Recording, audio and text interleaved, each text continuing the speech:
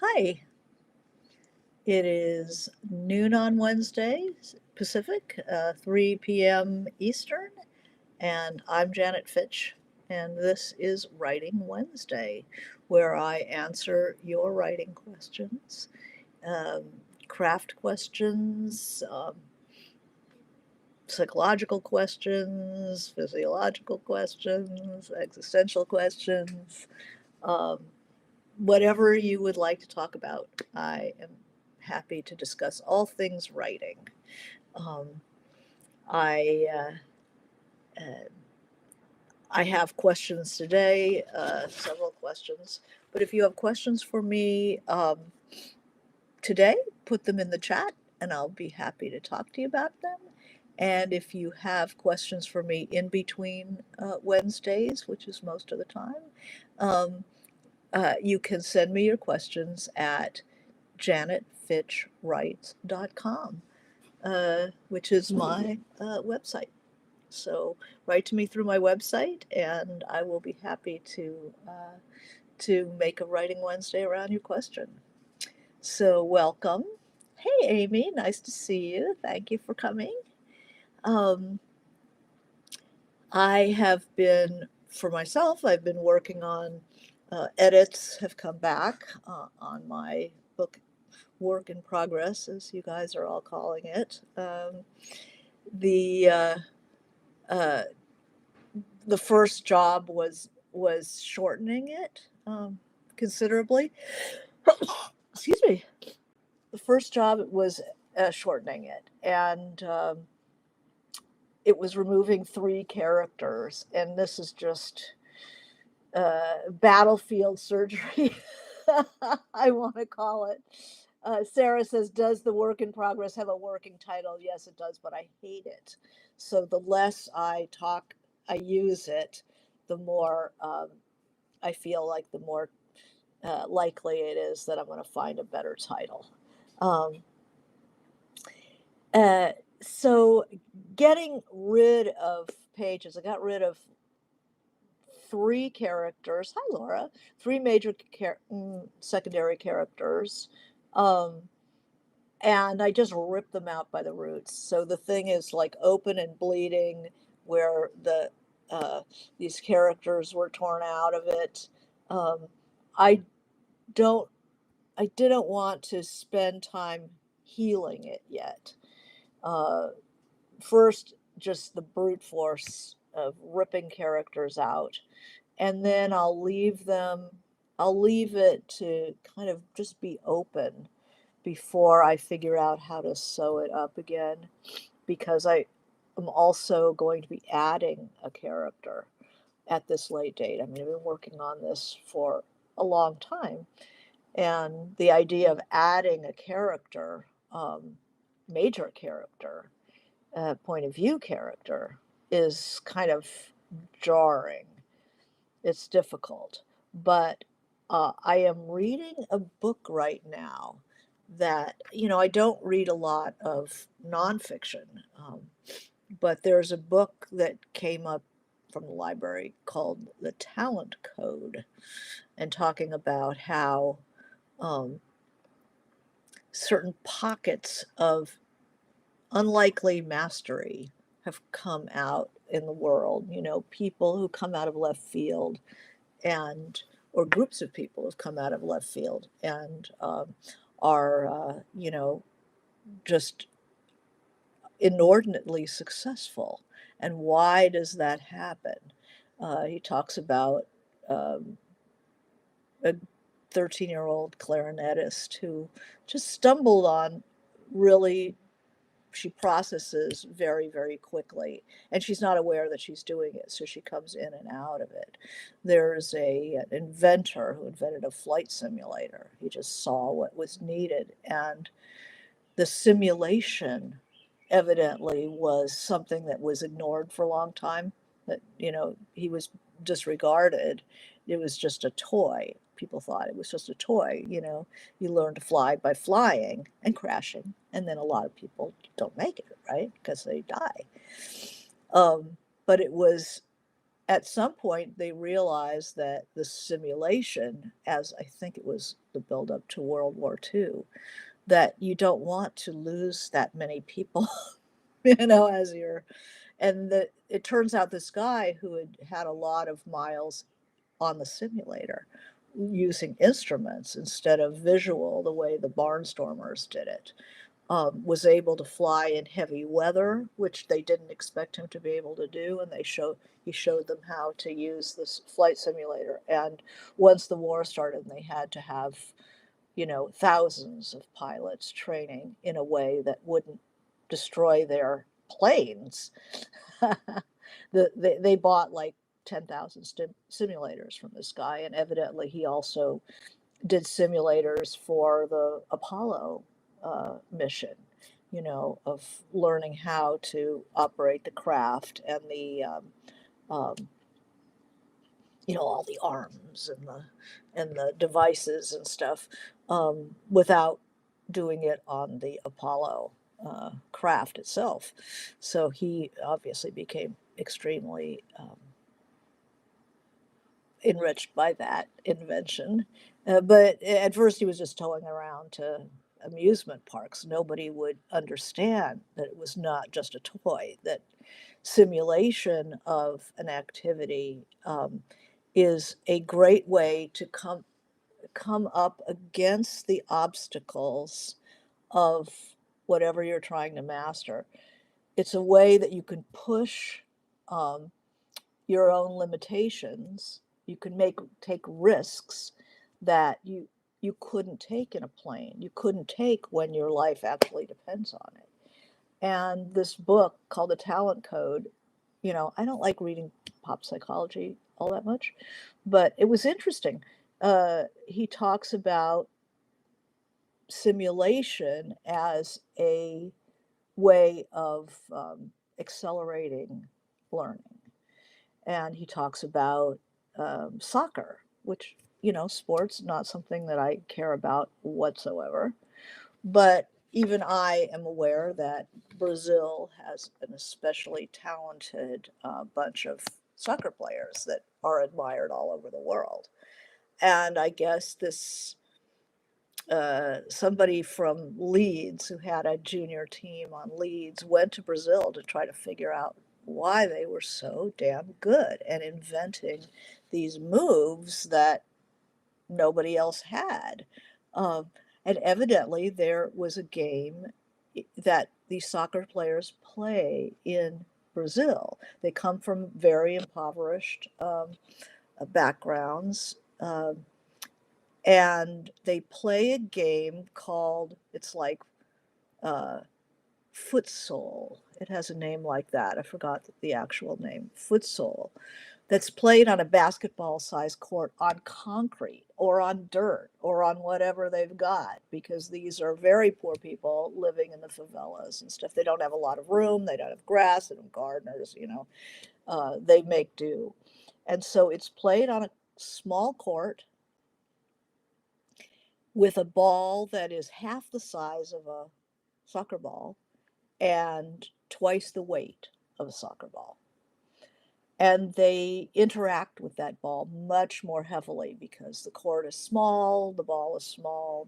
It's all about the passing and, not so much just running for the goal or being the hero, but you have to pass, pass, pass, pass, pass, pass. It's a very fast game. He says it's like basketball, um, and played very much in the same way. And people are fanatic in the neighborhoods about this game, and all the kids play it, and they play it relentlessly, you know, I mean, hours and hours and hours, much more than the kids at Leeds that this guy's home team was. They play, they might do 20 hours a week. They're obsessed. So when they get onto a big soccer field, they have moves that nobody has. They have control over the ball. They can do things that nobody can do. And he says he can watch that game, watch a soccer game, and see, and he can recognize who's played this futsal, um, because of the tricks they can do with the ball. And they pass. They don't hog the ball. They handle the ball in futsal 600 times more than they do in a regular soccer game. They handle it all the time because the court is very small, and the only way you're going to score is by passing, passing, passing, passing. Um, so what does this have to do with writing? Okay. The simulation of whatever it is that you're trying for is like working in a short, it's like the argument for writing short stories before you try the novel, actually. But it's also seen. It's bearing down on a small chunk of something and doing it over and over and over it relentlessly until what he's interested in the brain science of it. So there's a coating on your nerves called myelin. It's the coating on the nerves everywhere in the body, but in the brain especially, it it fortifies the uh, it wraps, wrapping the synapses and stuff, the axons and what have you. Um, that the more you need to use one set of connections, the more myelin will be built around those connections to help stabilize that nerve and protect it, and increases the speed and the bandwidth of that connection. So, what does this mean for us as writers? Because that's all I care about. I don't care about soccer. But I do care about excellence, and I do care about creativity, and I do care about speed and being connected to what you're doing. And that there is this um, neuro this neural phenomena of myelinization that reinforces the learning and the speed of learning and the speed of connection that happens in athletes, it happens in artists, it happens in science, it happens in every field. And I'm thinking, oh my God, it's built by effort. The effort of trying, failing, trying, failing, trying, failing, trying, failing builds up this myelinization. And it's a way of, like a simulator, you can make the mistakes, you can make the mistakes. Whereas when you are in an actual plane, you're going to crash. You're afraid, you're not going to push it because, you don't want to end up in a fiery ball in a field somewhere. Whereas in a simulator, you can try stuff out, you can change it, you can make mistakes, you can crash and burn over and over again. Like playing the clarinet, you can crash and burn all over again. There's no end to the mistakes you could make, but you keep learning as you muscle in there. The learning broadens that myelinization of the pathways that you need. Okay, so by doing things that are hard, and he's saying how this is why the ease of finding information now is working against student learning in schools, because the myelinization builds up with effort. So if you can just look something, you go, what is that? And you look it up, and then 10 minutes later, you don't remember what you looked up. And I see that with kids all the time, looking stuff, mom says, look it up. And they just go and look it up on their phone, and it doesn't take any effort. So they don't retain it. He was saying the difference between, failing better, Jennifer says, the Beckett quote. It's exposing yourself to failure and trying and failing, actually builds the brain, and it builds the connection to be able to do it faster. He was saying how if you are at a party and there's somebody and you've forgotten their name, oh God, who is that? Who is that? Who is that? If somebody tells you their name, it's very likely that you will forget it again, like immediately. But if you force yourself to fight through it, and it's like, who is that? Who's that? Who's that? Ben, Bob, Boo, Ben, Bill. Oh yeah, Bill something. Yeah. You know, when you fight through it, then you will remember it. Um, so what does it have to do with writing? Okay, here I am, and I am creating a character at this late date. I've finished my book. I've gone back and torn out three big characters. I got like 100 pages out of this book is gone. Um, and it's still like an open wound. But I have to add a third person who was never in the book. I've gone years writing this book, and suddenly I need a third character.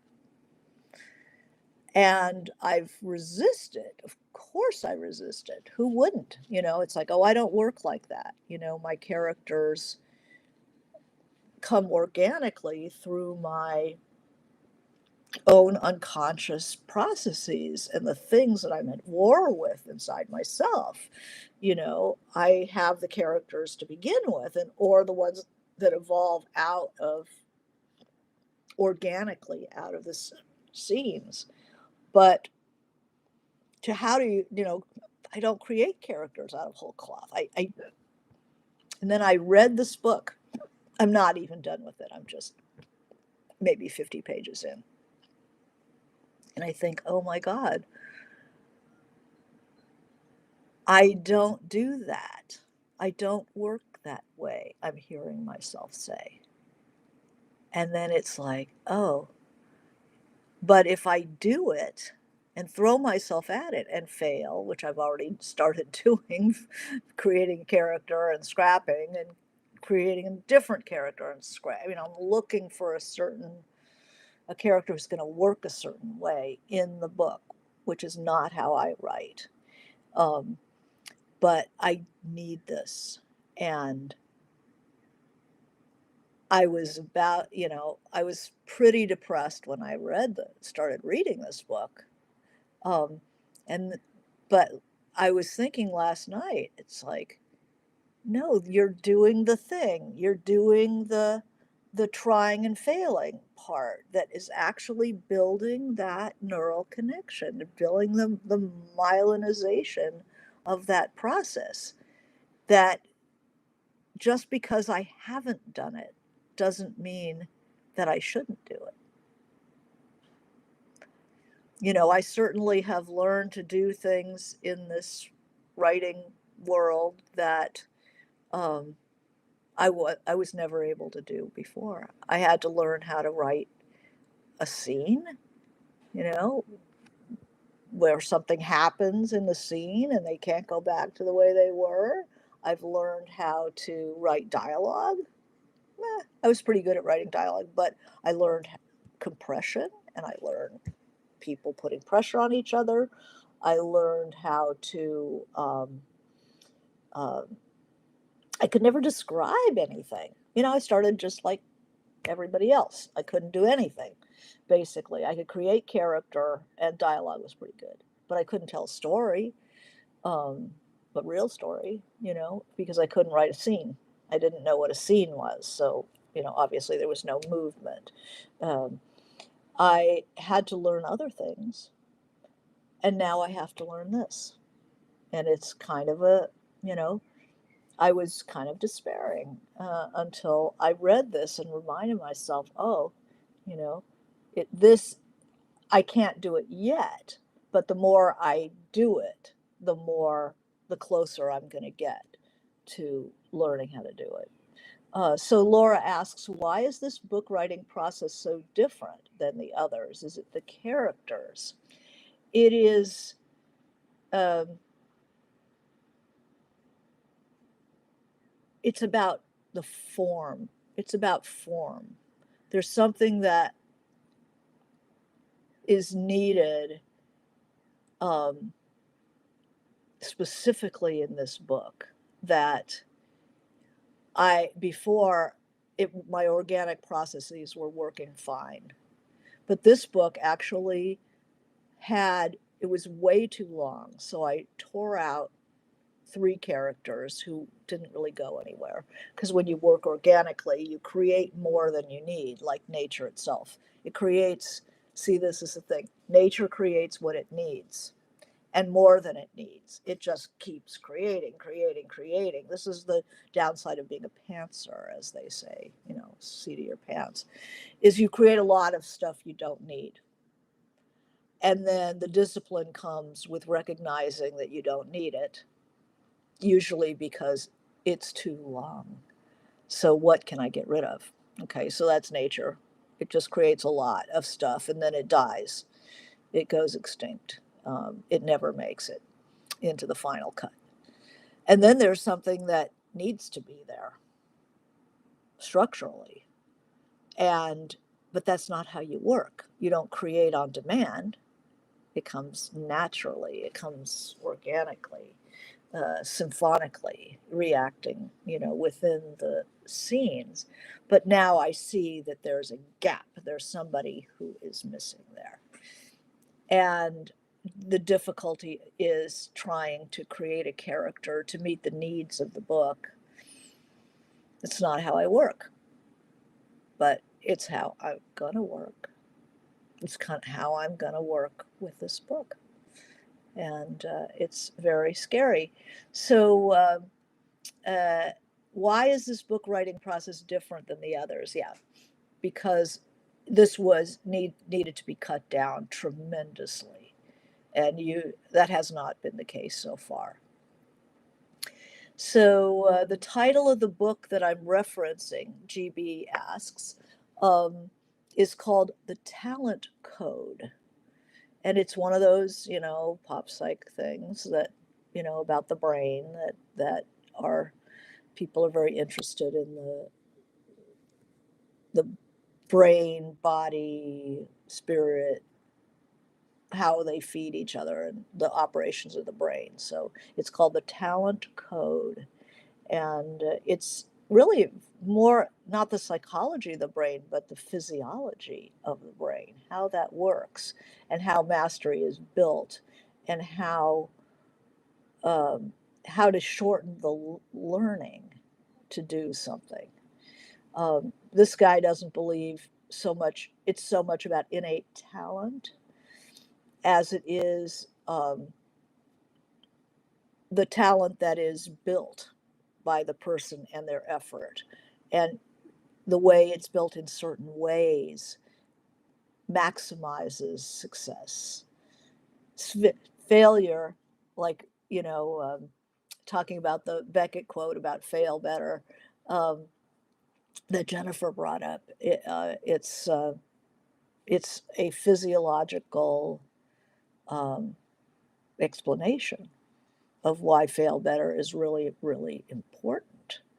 So here I'm looking at all these discarded characters that I've been trying to create to fill that need. And instead of being depressed about it, now I'm encouraged. It's like, I think I will get this. I think I will succeed. So I wanted to share that. I do have questions too from the interwebs. So anybody have any questions about this stuff? It's Laura says, I admire the hard work that you're doing. Yeah, there's no way around but through. I mean, you're up there in the Arctic and you're eating your dogs. There's no choice but to finish. I can't abandon this after this many years. Amy says Malcolm Gladwell has a book about mastering something by doing it for 10,000 hours. Yeah. So that fits right into this myelinization thing, is the repetition of the effort makes a broader connection, a big fat connection. And so I'm still doing my 10,000 hours. I think I've got more than that, but I guess, that's just the beginning, because every book is different and has different needs. So you're always a beginner. You're always creating the tools you need. You're always facing those difficulties. You're never there. There's no there with writing or any kind of art. You can't, you never get there. You're always faced with a new problem you've never seen before. Um, so GB says in the pipeline welding work, learning how to weld, the saying goes, one has to burn 6,000 rods before one can even consider himself a welder. Yeah. And people who ride motorcycles, until you've had a bad motorcycle accident, you're not really a rider because you're not taking into account like the death quality. So Amy says, no way around but through is what Churchill said about hell.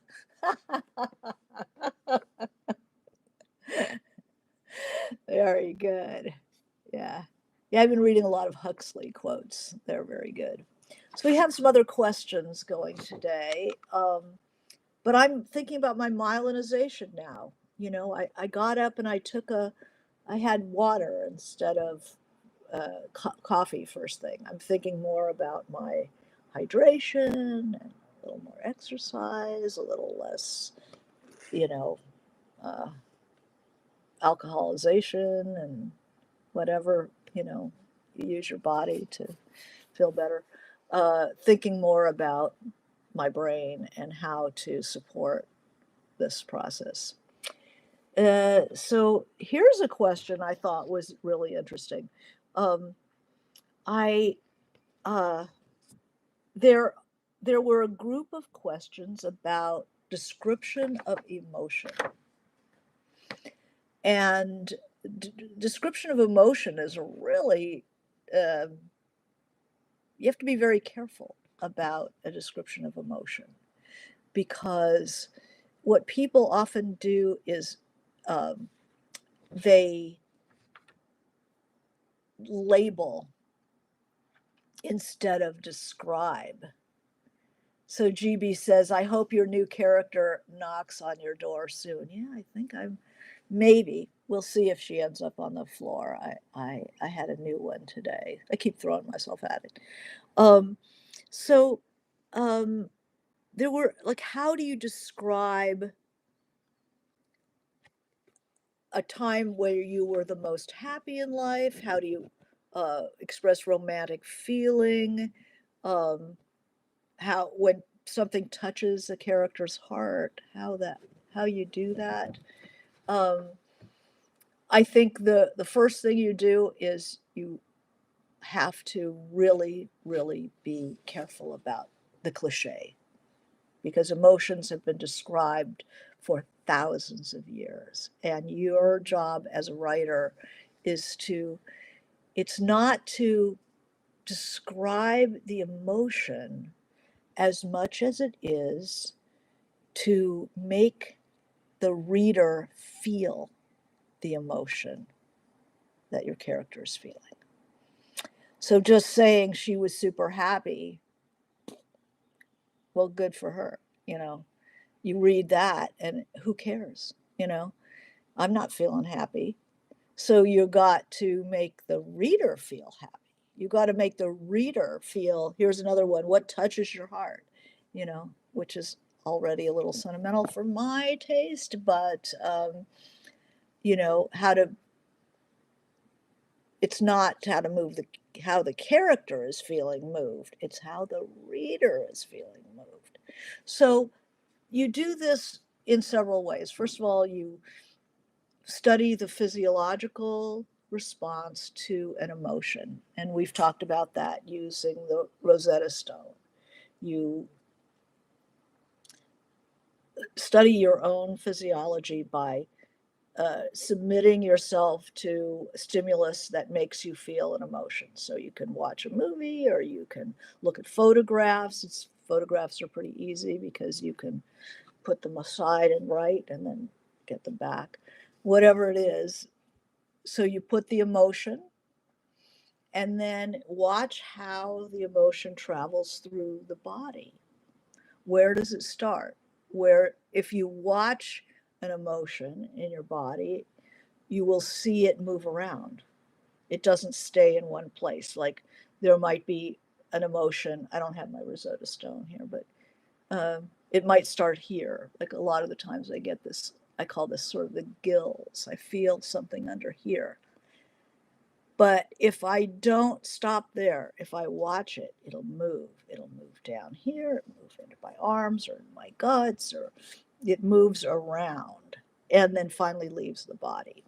So you write all that down, and then when you're writing a character who is experiencing a strong emotion, you can have describe the physical reaction, but being very, very careful not to use cliches.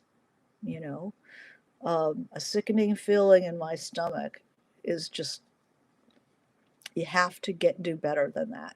You're identifying it, but you need a, if you want that feeling of a drop in your stomach, then you have to find the metaphor for a drop. Is it the big plunge at Magic Mountain? Is it, you know, the elevator that, jolts suddenly another half floor? You have to think about what gives you that falling feeling. Um, if it's touching my heart, which don't touch your heart. Well, um, you, but something moves you, a tenderness comes over you. How do you express that in the body? How does that feel? Is it warm? Is it cold? Is it hot? Is it s- soft? Is it, um, does it dissolve you a bit? And then dissolve you like what? In a way that the reader will experience it, rather than just the character. Sometimes if you, I mean, avoid the sentimentality. If you hear violins, run. But if you want something, it's a good exercise. And you talk about building that myelin circuit. Exercises are wonderful, to have a character who, uh, somebody's heart is touched. Well, you have to figure out what is touching to that person. Um, you know, you're in a crabby mood, and a kid like gives you a flower, say, off the top of my head. I'm not thrilled with it, but uh, and then it's the shock of the distance between your bad mood and somebody kind of breaking in on your bad mood, you know. Um, and then how do you describe that in a way that the reader will feel it?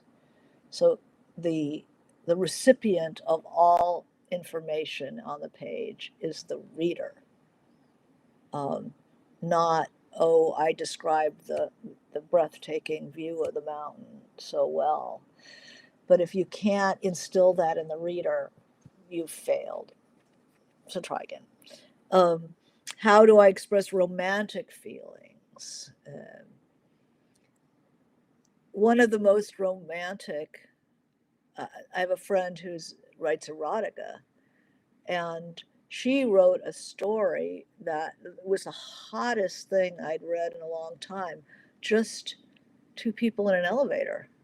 This woman, she had a character who was a language teacher, private language teacher, who gets in an elevator, and her student, I think it's the student, or maybe it's just some guy, gets in the elevator with her, and he is so attractive.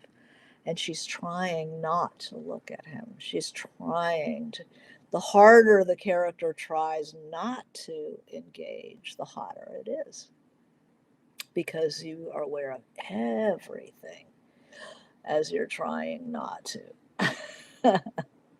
it's, it's a great move. Um, I used to work for a movie magazine, and I interviewed Samuel Goldwyn Jr. They were doing a 50th anniversary release of Wuthering Heights, was it?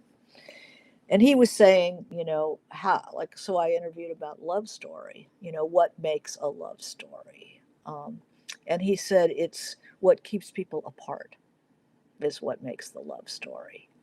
So, having somebody falling into a bowl of pudding uh, might not be the best choice for, getting that romantic feeling going. It's like trying not to have that romantic feeling going.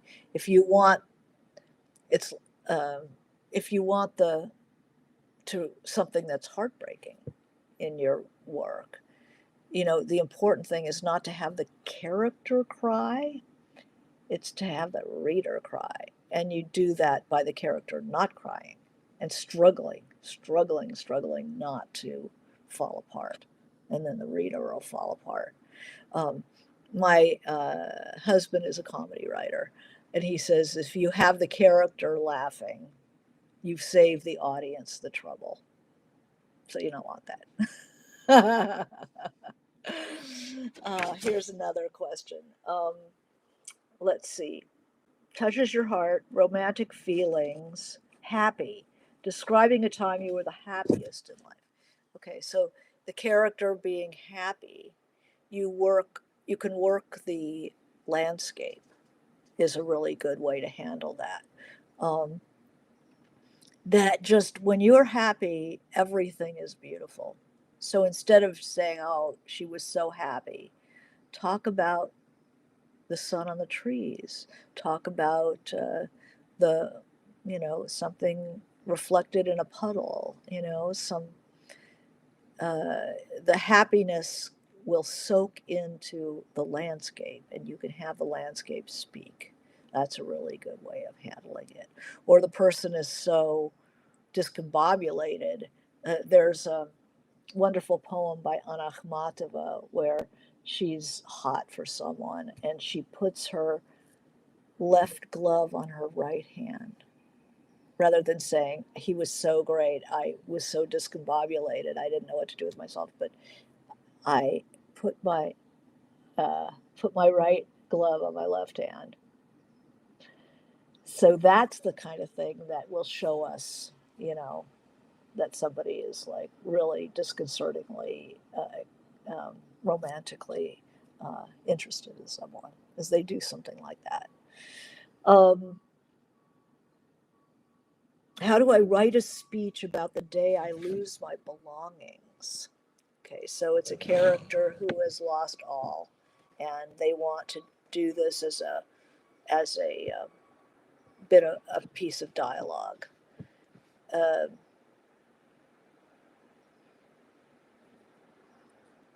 Reluctance is very helpful. Like somebody would say no luggage. It's like no, no luggage. And if we know that they've been burned out, um, that will take such a powerful uh, hit on us, as opposed to somebody telling somebody else something we, as the reader, the ultimate recipient of all information in a novel, something we already know. You're not going to get a bang out of that. You're going to get the bang from just no luggage. So GB says, I've been thinking lots about how Shakespeare dealt with emotions in Macbeth and Romeo and Juliet.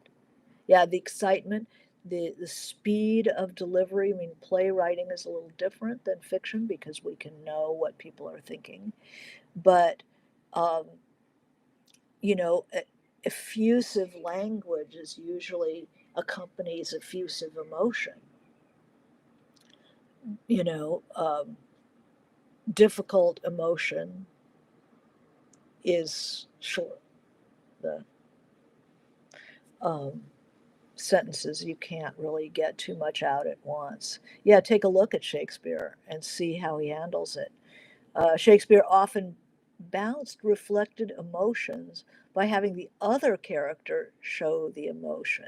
So people were sorry for you or happy for you, and so forth. Yeah, he uses secondary characters in a really interesting way. He also uses secondary characters to set up the problem of the play. You get many a time you get secondary characters or even walk-ons to begin the play, and they talk about the king and they talk about the ghost that's walking, just a couple of soldiers.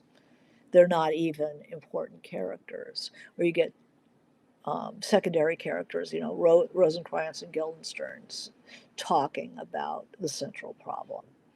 Um, yeah, he had all kinds of tools. Um, Here's another question. How am I doing? Good.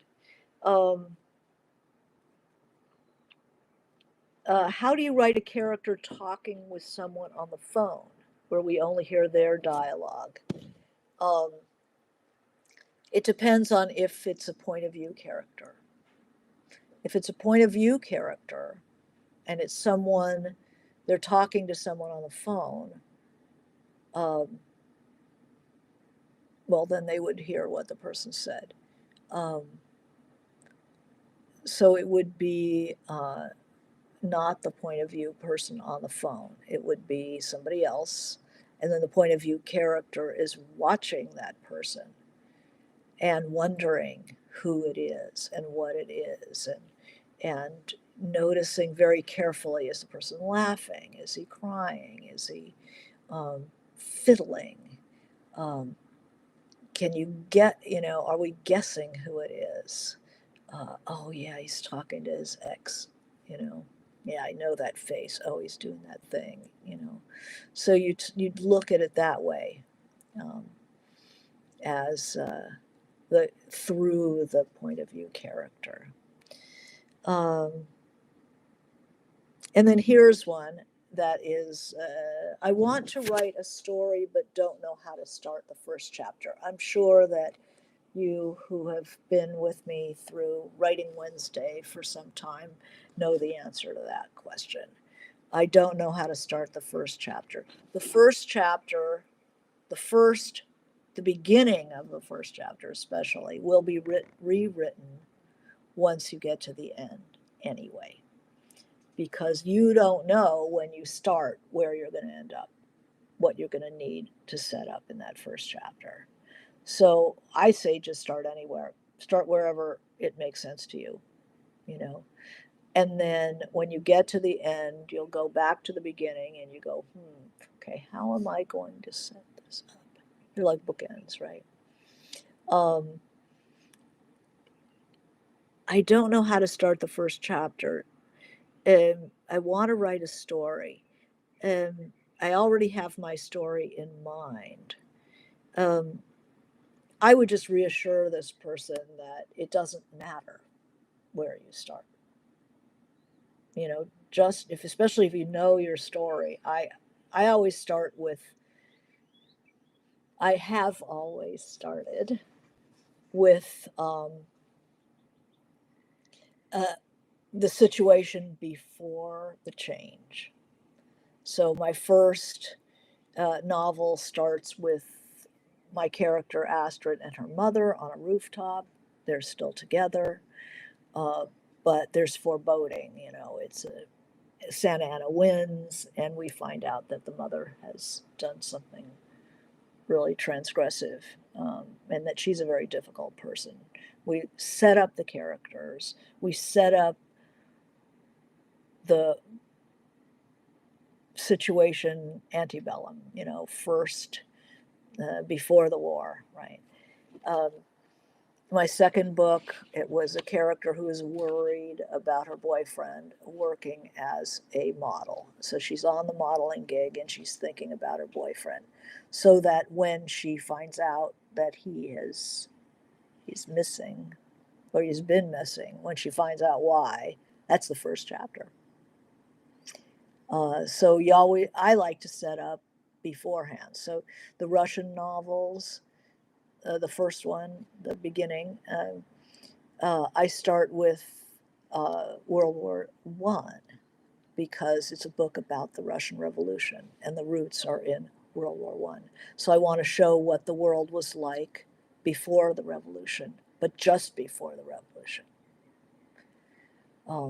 This current one starts with the main character at home in a different place besides LA and getting a call saying that she needs to come back to LA and deal with something that she has long left behind. And then that starts the book. So that's an easy way to start a book. That's the way I like to do it.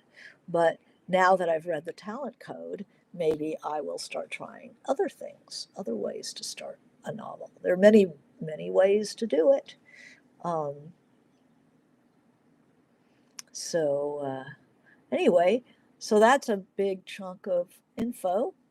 And I look forward to finishing the talent code and see how that works. And anything that gives you confidence, anything that makes the struggle make sense, so you don't despair, is a really important thing.